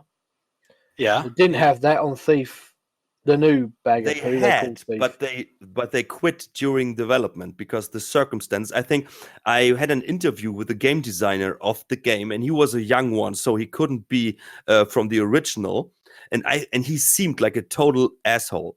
And I could imagine like that the old guys that were working on Thief 4, and then there's that arrogant dude who he's a know-it-all, I think you say in English, right? And he wants to tell them how to make a Thief game, and they know better. Of course, they quit after a while. The sound designer was jumping off the project after some month. Huh. Oh, yeah. I can understand why they're doing that. You know, you've got two, iconic games behind you, and you've got some knob coming in and telling you this is how it should be done. It's like, well, we've got the fucking your game. We've got the fucking legacy status behind us already. You don't tell us anything. We tell you, and you go and do it. Yeah, right. And yeah, they fucked up. But and I was so sad because Deus Ex gave me so much hope, because Deus Ex Human Revolution, I don't know if you have played that. I think I played the first one of those sort of games. From the newer ones or the original? The newer ones, but I also played the very first Deus Ex, which is absolutely bloody outstanding game. It's one of the best games I made. Warren Spector. That to me is up there with Thief almost. My top 3 games is Thief. Yeah, it was made by the same dude, Warren Spector. And Deus Ex. Yeah, Baldur's Gate. Okay. Warren Spector was in charge for Thief 1. He came to the project later, but he did Ultima Underworld, for example, and then he was like, I think, for System Shock, and then Deus Ex, the first one, the original game. So there's a connection between those games as well. So and they think they have things in common, and but it's so sad that the amazing team that did Deus Ex Human Revolution, which was actually put a classic game into modern game, they did a great job there, and then they couldn't do it with Thief, which is a shame. To be honest, I think Thief needs a special kind of touch, which the originals, I think, only the original people that made it will ever be able to do. I think even they won't, because I think that a lot of the original charm comes from the really strange limited engine, because the gameplay is, like I said before, very gamey still, and it's not like you don't see your body, you don't see your hands, so they don't needed to put this inside. So there's the way Garrett climbs is like total mechanical. There's no natural way to it. So we're talking about the first games. The original compared to like how you couldn't redo them, I think, with modern, with modern needs. I think it could. I think it has to do with what the market wants, and exactly. How the gaming industry evolved. I think that. Yes, some of the things were restricted because of the technical restrictions, but they added to the gameplay actually. Who? The restrictions from the first games added to the final great gameplay we love. I would say that some of the things that came from that were, let's say, coincidence, and came just because they couldn't do it otherwise in some other fashion. Right. But I would say that for something they had to do, they had to find workarounds with the engine, like that trap on the map. You pick the door, and obviously the wall starts closing behind you, and you've got to quickly unlock that's not actually a sliding wall, that's actually a lift going sideways. Yeah. But I think that majority of the good things about Thief 2, at least, were not coincidences, but were well thought decisions that were just ignored by the industry as the gaming evolved. It's a hard project, right? Yeah. Well, by that time as well, so like I said before, the skill of the developers has obviously grown, and they've grown more confident, so they're able to do more. The engine has matured a little bit more. So, So next, you had another topic to talk about. Tell us. I had a couple of things I started to touch on the running interference, and one of them is that from the very start of the game, I feel something was done very good, and I feel like it's a lot of times missed in the fan missions. Of course, sometimes it's developed even further, but it's sometimes it goes unnoticed. And what I mean, what I'm talking about is the guard positioning. If you would look at the running interference, I found it. Yes, it's an introduction mission and it's supposed to be a little bit easier, but I found it was very nice because the guards were positioned mainly outside, right? Inside, you didn't have that many guards because that would be logical, right? You had And two guards outside. I think you had like outside was very condensed. You had two guards right in front of the doors, and then the one guard patrolling. There were a few guards actually inside. There were quite a few guards now that I think of it, but it didn't feel like it was overly packed. I feel like a lot of times when I play missions, I would get inside at last. Easy. Inside at last. I would get in there easier than I would then go around the manor, which is, I think, even in one of the one of the guards in one of the conversations says that you should put you catch them before they get in or something. That's the thief one. After you enter with the inside at last quote. Yeah. And then there are that was one of the guards you were mentioning at the beginning, like the one you conversation don't knock out, like you can pass him, but it's unrealistic, blah blah blah, in the Baffert's manner. You know, you were talking about those guys, and they were like, yeah, why put all the guards outside when the thief will be inside? And then the other one is saying like, yeah, but because you want to catch them before they come in. Yeah. I find that very nice. I felt, but you were mixing things up now because you were talking about running interference, and then you were talking about many guards. There's outside. two things there. Both those missions are quite similar. I mean, you get interaction with the guards almost immediately. Yeah. Which is great. It makes you a sense of being in a real world, and this is dangerous because the guards are like right there in front of me, and I've got to try and avoid these people. But I don't know what Nex is talking about now. Are you talking about the Baffert Manor mission, or no, the running the Thief 2 mission 1? Thief 2. Because I think in that mission the guards are posted in a very stupid way. Why is there a guard guarding the lift, the elevator for the meals? That's true. Why are there two guards in the cellar standing behind a non-shootable window? What are they watching? They are watching a brick wall in the dark, in the cellar. And then there are like they're guarding the entrance from the kitchen because obviously that's a weak point in the mansion design, so that's why they're there. Also, that place is the guard's quarter. So, but why is there no guard on the side door where you enter? There should be a guard. That would correct. Make sense. Yeah, the door's normally locked, isn't it? So, yeah, isn't that the caretaker's area? Because it actually says that when you first go into that door. The butler, yeah. Yeah, the butler. Luckily, the butler is out for the night. Right? Yeah, so the butler would normally be there. So I'm guessing there would be an individual in that area to alert guards to any. Yeah, but he's still there to alert guards should you see a thief. Or he's killed because he has no weapon. Yeah. I think especially it's interesting that Unex feel like it's so perfectly done, and I think like no, especially in that mission. I don't know about perfect, but it sort of fits well. So it's like And I don't think so. I think that's the main issue I have with that mission actually, because the positions of the guards are like not really logical. I would go back on that, but then again, Lady Rumford is keeping her locked up, so I suppose she wants to keep her protected. So a few guards near her would satisfy that. I would agree that the 2 guards in the guards' quarters are there just so that the player can, has to douse the light. Right. I would say that is a bit. I would prefer them if that was more like a living quarter, and they were just standing I there. think it's to be done by design because it's making the players get used to the Exactly. tools. Yeah, Yeah, From but the that's outset, gamey. you're That's not getting- narrative.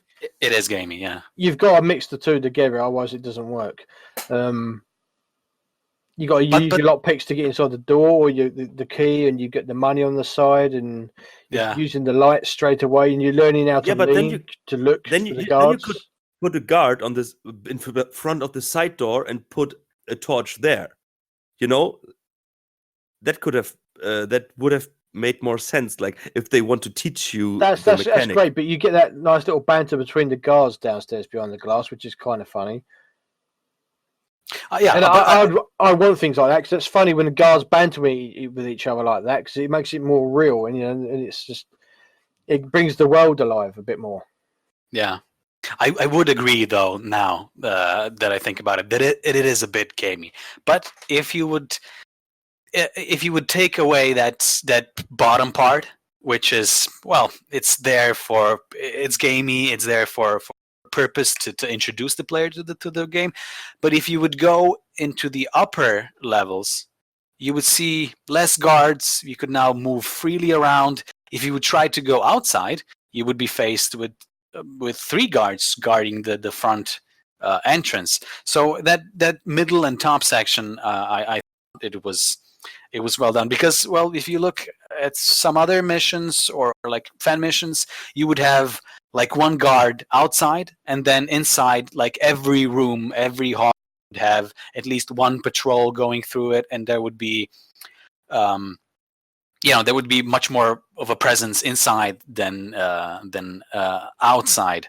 But I think like in Beffert's Manor, it's done way better because there's 1 guard in front of where you jump into the sewers.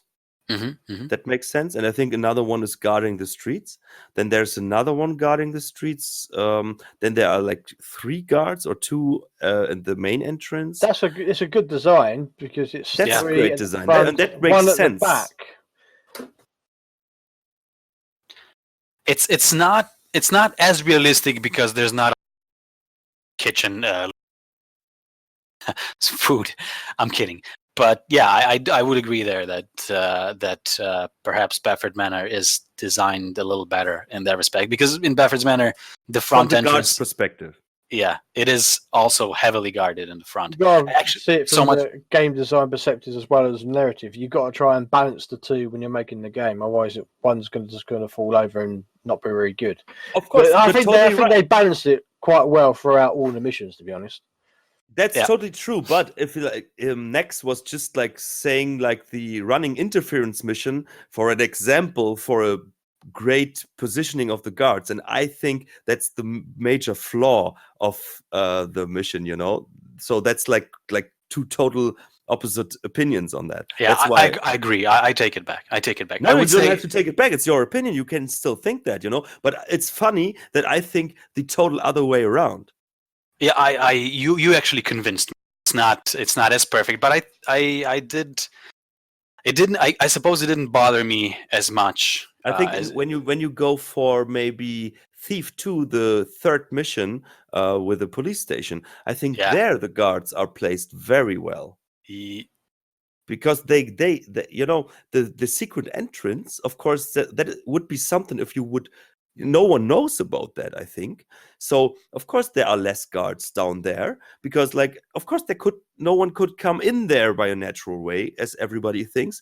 But if you would go through the main entrance, there would be guards on the front gate. Then there would be guards on the side of the second entrance door, and then there are guards patrolling the corridors and so on, and they make way more sense. So this is, in my opinion, a good example for good positioning of guards. I'll tell you about guards. You get mission on Thief 1, where you have to steal the sword, but you don't go past guards at all. You row power up and go via the second floor straight away. Yeah, sword- but mid- you the have. sword mission? I Yeah, think yeah. of the logical position. Like where would I? If I would be the lord of the manor, where I wouldn't maybe think of a thief like having a rope arrow because I'm not into that. I don't know how this works. So I would think of like, yes, of course, I would guard first of all the outside doors, and then maybe like the first floor, and the higher I get, and this or the lower with the sewer and the cellar, I would put less guards in there because, like, of course, from my point of view, from my lordship, I wouldn't think of the ways to enter that way. That's true. That's true. But then again, you said that the framed mission is a better example. I feel like it's a little bit of a cheat there because it's a police station. It's like it's a big barracks, right? So Yeah. you would expect guards pretty much everywhere. I would say that there are quite a lot of there are 3 patrolling guards in the office area, which it seemed, even though the entrance I think it depends maybe on the difficulty level as well. I don't know. Oh yeah, definitely. Yeah. Yeah, but the office areas, you mean like that open office, like where all the desks No. are? No, the office where Hagen and The upper, the official of from the officials. yes. Yeah, right. I There's- loved that mission. Wow. Yeah, it's I'm surprised you love it. Didn't you miss the knocking out? When I played the game, in my younger years, of course I hated that. It was like, and now I'm into it, and now they restrict me on my favorite thing. Fuck you. But I loved did it. But actually, that was a clever choice because now I had to, and I learned more. They forced me to learn something without saying me learn this. Yeah. And so it's a clever choice. So, but to put it to a conclusion, I think I was always wondering, like in a fan mission, if how much thought is put into the guards positioning, and I think they put a lot of that because actually they are more experienced than the creators of the original games. Yeah, with the game, they know how guards work way better. They had so many situations. So I think that actually in many missions, fan missions, there's there's so much thought put into that. I would not say. always. I would agree. Yes, Of course, not always. It's always yeah. always. But but in many missions, I think that the guards are posted in a very you of course you see the guards and you're like, oh yeah, I know how what he's trying to avoid, Yeah. So I think that, but maybe if you put too much thought into it and positioning them, then it seems unnatural again, like in the first mission of Thief 2. Yeah, I thought about guard positioning in my own mission, and I always thought, should I put in the prevent players from knocking out? Because I've placed a lot of thought. I will never play that. I want to avoid it. So, but it takes another. It's another level because now I have to design the mission in such a way that I don't want it to make linear. I want to restrict player just because in this linear mission, I want him to experience, at least in some way, not completely, but in some way, the story has to flow in a certain way. You can't just go from first part to last part and then get the middle parts. Sometimes it works, sometimes it doesn't. Sometimes you have to avoid that. And if you allow players to knock guards out, it's much harder to restrain the player from not entering a certain area. So I thought about maybe make like sort of, let's say that some guards are mages, and those guards you cannot knock out, but most of them are just to find a compromise between that. But yeah, it's a good point. There's a lot of thought put into where the guards are patrolling, where the guards are standing, and I've seen missions where it's, as you said, has been overthought, and there were too many guards, so many patrols. It felt realistic that there would be big patrols, but in the end, I found myself reloading and loading a lot because everything was so unpredictable. And if I wanted to play risk-free, it would meant that I would have to, whenever I would go into another area, I would have to wait the amount of time that the maximum patrol would take, the time it would take to make the full circle of the guard with the longest patrol. And here's another thing with big missions. This is not noticeable in running interference. I don't think it can even happen. But I'm not sure about this. When you have big missions, I think that the guards, I'm pretty sure this is happening in Thief Gold. When you have guards that are a certain distance away from you, their patrol would stop. So they would not make, even if their patrol circle would come to you, they would stop and they would not make it because they were so far away. And this was for technical reasons, I can exactly, imagine, yeah. And that meant that you couldn't even predict you could not fully predict things, right? That is a question maybe to ask someone who really maybe knows more about that. Yeah. Because maybe one of the listeners knows. I totally know that sometimes I stood there and was like, isn't he supposed to be there by that time now? Yeah. And he doesn't. But but I always thought, and maybe it's the case.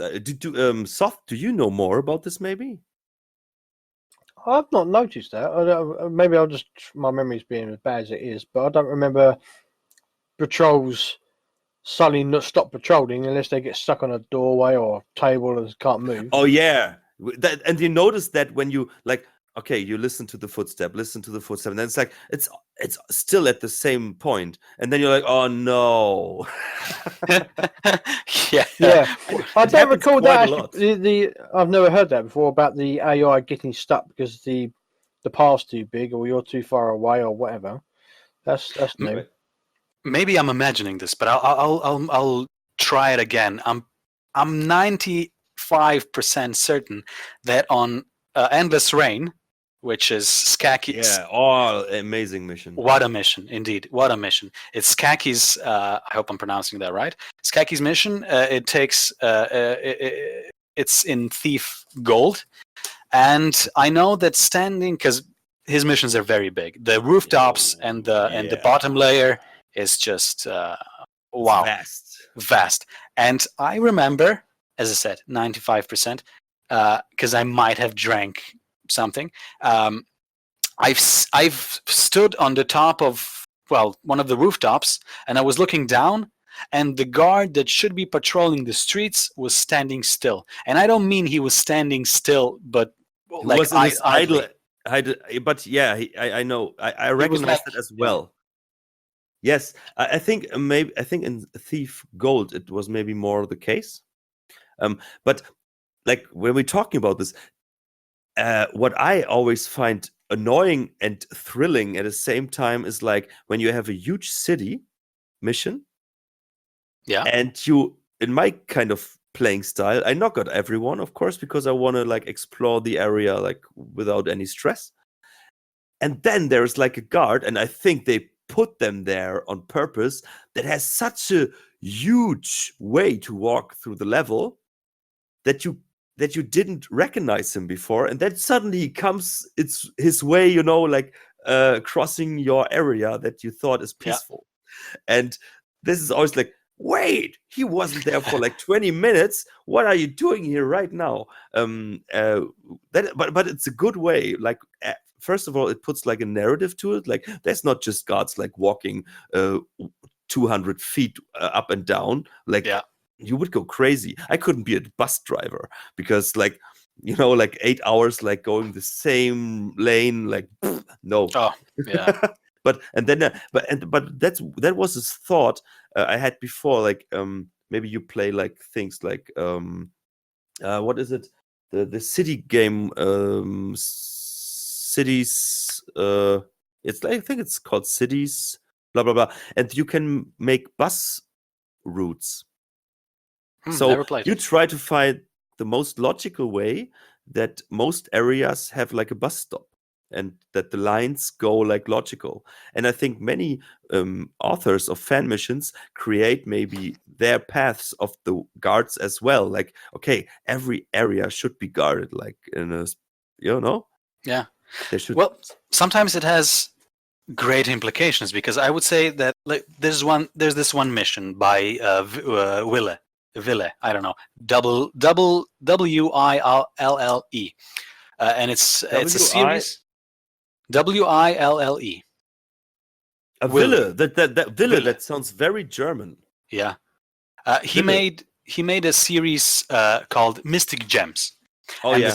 the second installment is Mystic Gems 2: Heart of Bonn. What a good mission, but I have a problem with that mission. Of course. It's completely logical and realistic that the captain of the guard would go randomly across the whole museum, right? Yeah, I and- remember that one. Yeah. Yeah, and because he has to keep an eye on his guards, right? But he had the key. He had one key that you had to get. Of course, it was his quarters. I'm not going to spoil why you need it, but you have to get it to complete the mission. And his path was random, and I think with him in particular is where I started to think that maybe Thief 2 also has that restriction where if the guard is far away from you, it would stop patrolling. Because I would wait in a spot where I have seen him previously, and I waited half an hour, if not more. I'm certain that it was half an hour. Totally know that. I can't recall like how the mission looked, but I know this issue totally. I had the same thing. And do you reconsider that? So you talk about these broken paths, but I've never ever encountered that. The only time I've encountered broken paths is when the AI gets stuck on something and can't move. But sometimes it's usually able to correct itself and carry on. There's a few What I instances can where it gets imagine- really stuck, but the path nodes which you put down in fan missions inside the editors tend to be pretty good. I don't distance from it, stopping it from working, it just seems weird because your distance from them here's the thing. should not affect them, as it were. But I have a theory. Like maybe if he has like a random way to walk. Yeah, maybe that's he- completely maybe he that's got mathematically proven. Yeah, Maybe he got stuck somewhere. No, well, if it's random, he doesn't have to come to that area. It could be 3 hours before he actually comes. If it's random, yeah, that's definitely. Or he got True. stuck. You know, But- and he didn't, and so he was like walking into a door for half an hour, and you were waiting for him half an hour. No, I actually after half an hour, I started to do the following. I would start running through the whole through the museum and try to find him to see where he is. Yeah, When that's I what I did as well. When I would find him, I would then reload, and then I would wait again. And then after another, let's say, 10 minutes, he still wouldn't come. I would go again, and I You're always right. found You're him totally walking. right. I did the same. But here's the thing that why maybe not everybody felt this. Thing is, if you knock out guards, right, you would in certain state you would have a couple of guards knocked out, right? You would have much more freedom of going around the museum. The museum is so vast, and I could. There's a lot of guards inside at night, which is fascinating to me. I didn't like that, but I enjoyed sneaking around, and I could move from place to place very slowly. So the best solution for me was to wait at a place where where at least I could see a lot of area, and then try to get him. But I couldn't, and there wasn't really. I mean, I couldn't go running around. Free up a lot of space. Actually, there were a few places that I couldn't reach with my style. So that kind of made it. It's a perfect mission. I'm trying to solve it. I'm actually considering using mines to blow down his door, just for not waiting him. You know. But maybe because like maybe if you knock out many guards, maybe there are more resources for the engine. Oh. You know, that's maybe Okay. another theory that I don't know, but from a technical point of view, it might be logical. No, it makes sense. I'm pretty sure things are maybe not in this game, but it's done in other games. It's done with whenever you have a service online that can take a lot of people. Whenever you have like an editor online, there's this new. It's not new. There's this system where the server would expand and shorten, and it would accommodate for that. So it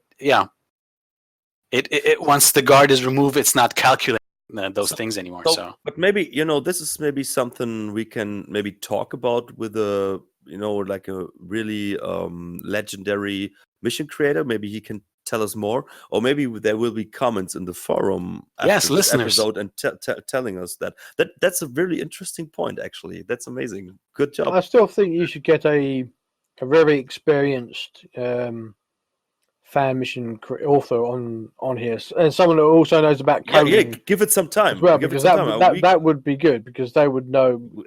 Would be able to go into great detail. Yeah, I already have like some guys who asked me for that. So yeah, we're on that. But I think yeah, let's give it some time, and we will come to that point.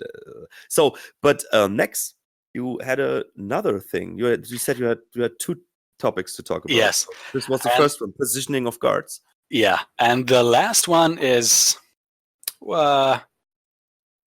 readables, but it's not. We already talked about it, how it's guiding us in the correct way. But there's this fun fact about this mission. Actually, there are two. I'll start with the one that probably a lot of people noticed, is that we are given this whistle, right?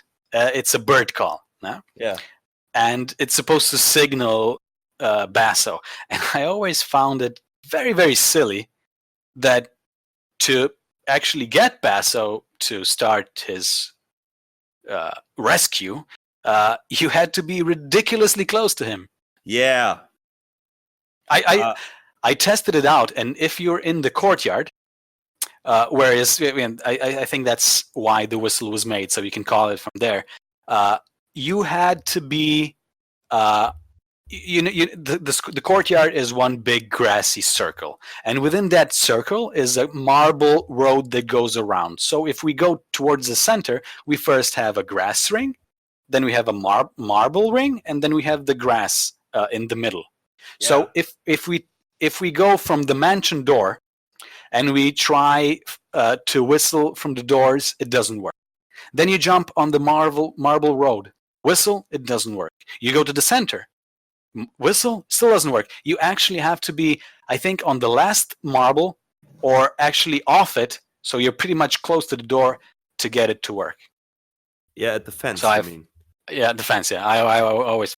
the bird call's a soft call, isn't it? So you have to be close for him to be able to physically hear it anyway. But he's right, because like Garrett could be in that area and be like, "Psst, Basso, psst, yeah. You can go." Yeah, you're so close to him, you could pretty much just poke him. Yeah, right. Or throw a stone. Well, yeah, again, it's like you say, because it's supposed to be like an introductory level. It gives you something to interact with to get him to do stuff. So that was probably a design idea, which is good enough. It's a good enough reason to do it. Again, balancing narrative with gameplay and teaching newcomers how to do stuff. Yeah, I definitely don't hate it. I love it, actually. It's just a little detail, I think. Yeah. But I always already thought that, like, when I bought the game with 13 years, that was I 12? Wait, next year I get no, I was 13. Yeah. Yeah, but that's a very interesting thing. Yeah, but back to you, Soth, to your ideas, like getting people on here to interview. Yeah, of course, that's like one of the major goals for us, like to get people into that. But I personally think like maybe we should like introduce the podcast first, like with 1, 2, 3 episodes, like people know what we're talking about, and then like a big legendary person, if they are interested in doing this, maybe they get more of a spotlight. I think that's a good idea. So, Probably but I sound like love the idea, and today I had someone asked me, he's like playing with Speedrun Thief. He's streaming. I won't say the name now, but I think we will come to him very soon. So I think that is very, very interesting, because then we have like 3 play styles here. Like you two are ghosters. I'm like the caveman, and he's like speedrun. So he's like, I don't know, super caveman. And most games like from back in the day have speed running, and even Doom has that. Yeah, it's been but I very think it's totally popularized lately. interesting, because like speedrunning is a totally new perspective on Thief that is totally not made for speedrunning. Like Yeah, Oh it's yeah, made for definitely. slow running. Yeah. I'm really Yeah, looking slow forward running. to that. I think that might be the first person we should invite, because he was like telling me like he would take part occasionally in this, and he was giving me good reasons why. And he's like, and he's also into he's known with Dromed or Dromed. What is it called? Is it Dromed or Dromed? I only ever had to pronounce it to myself, and I would do it in Slovenian. So to me, it would be Dromed. Yeah, because of the I call it ed is like drummed. ed. There you go. And I say Dromed because it's like drum editor. Ed Yeah, is for me. Unreal had Unreal Ed. So I think the ed is standing there for editor. I'm wondering why drum is there. It must be like a shortened version of something, or maybe it's initials of something. If somebody knows, please tell us. Yeah. Or do you know Soth? I have no idea why it's called that. It sounds like So a very there- weird name, to be honest. There's very much mysteries, very many mysteries that we will totally clear out all of the mysteries bit by bit here in this thing. It's like an investigational podcast. We're legit detectives now. Yeah, of course. Yeah, that will be another topic: detective missions. But Oh yeah. I think since we are like in for 2 hours now, I think this is a good thing to come to an end.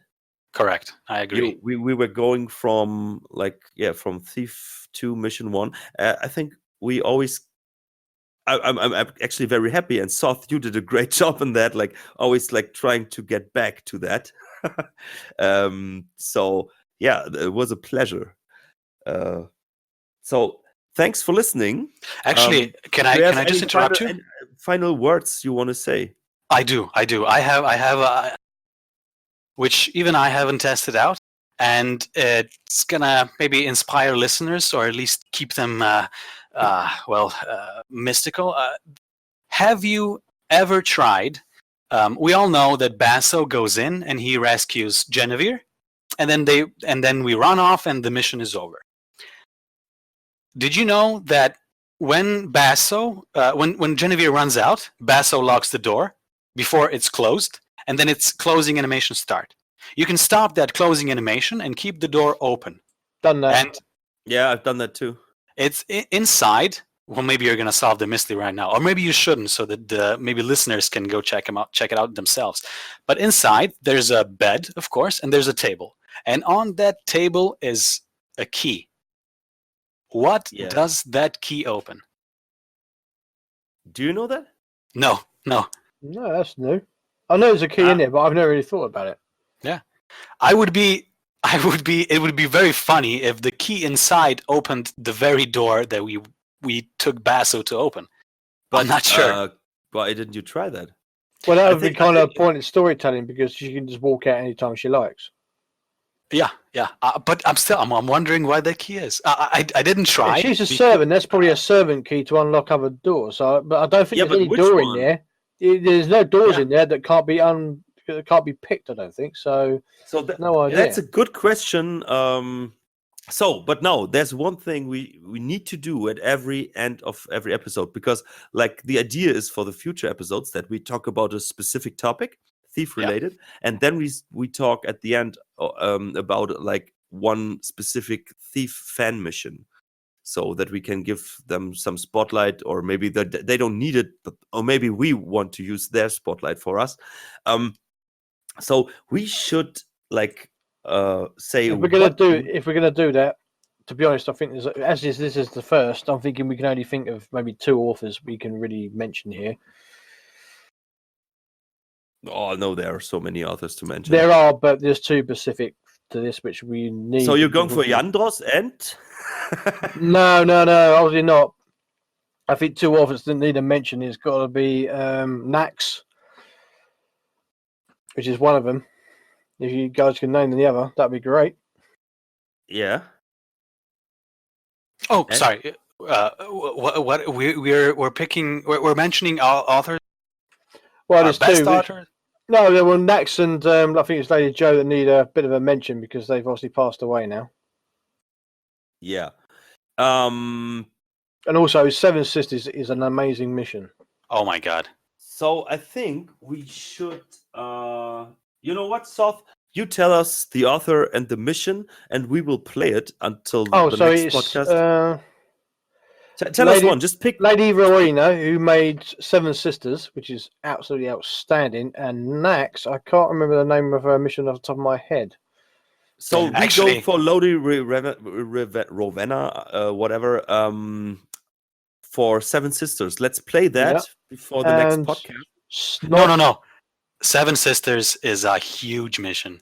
Let's not go for the second one. I cannot play that much. That was big Yes, of course. You take like 8 times that I do. It's gonna be a long things while. like the Rustler and Snobs, part 1 and 2 from Nax, great missions as well. Snobs was great.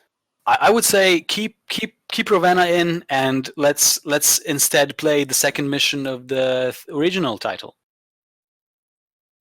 You got Host Went Home or Rowena's Curse. No, I meant just perhaps we could focus on one fan mission, and since 7 Sisters is such a large mission, we could perhaps, if we have time, rather say a few things perhaps about shipping and receiving, which is the second mission in the original series of Thief 2. No, we wanted to go for fan missions, so no cheating here. Ooh, I think South is totally right, but maybe not the biggest mission she made. Well, the 7 Sisters is just a work of art as far as I'm concerned. That's just amazing. it is. It is. You are totally right, but we have to play it, and we are all busy persons. Busy buddies. Well, I bet just play the start of it, or get to a certain bit, or the first part. So, yeah. Supreme, you'll have to make the call. Yeah, I would go for Home Sweet Home, but Yeah, that works. because it's like it's the biggest from the size of the game. It's like 107.7 megabyte. 7 Sisters 95.2, but so let's. You know what? Can't we make like a poll in the forums? Yeah, make a poll in the forums. So but you know what? That gives us less time. Because I would start tomorrow, like playing the game we just. I go for because when 7 Sisters is her masterpiece, and she just passed away. I think let's do this. Yeah, I love it. I'm sorry, South. I'm sorry, next, but let's her to honor her legacy. We can do that another time. You can do that further, after you've done a few more podcasts. Why not? No, Yeah. I think let's just go for that. I'm saying that now because you mentioned it. I think I'm totally with you. So let's play. And I Seven think it's Sisters. fitting.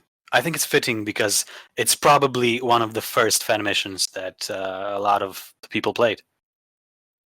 Right, because when you go to the forums and you get used to fan missions, and then you check the threads where it's like, what are the best missions ever made, and then 7 Sisters is mentioned everywhere, and you're like, everyone played that.